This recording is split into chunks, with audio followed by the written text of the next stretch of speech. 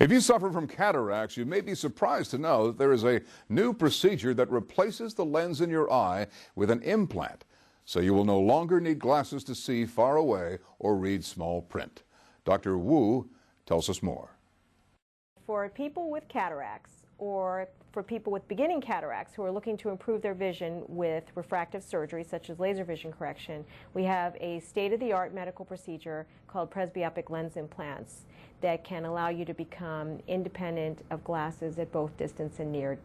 These lens implants are implanted inside your eye, and they are made of acrylic or silicone material, and they are essentially lens implants, the standard lens implants that we use for cataract surgery. And they are called Restore, Resume, and Crystal Lens. There are 3 types that are on the market right now that are commercially approved and commercially available.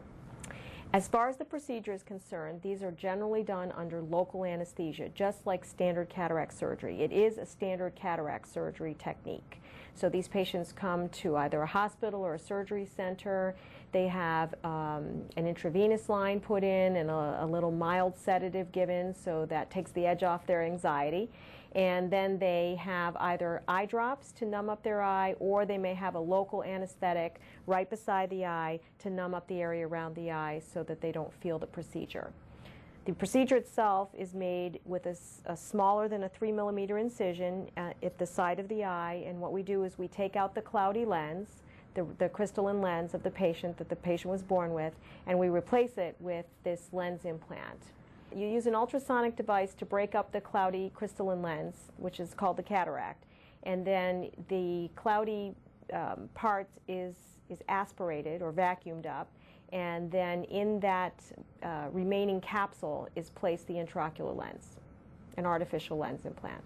So it's a very standard cataract surgery technique, and then we may or may not use a stitch afterwards, and the patient goes home with a shield over the eye and comes back the next day for follow-up. Very simple and straightforward.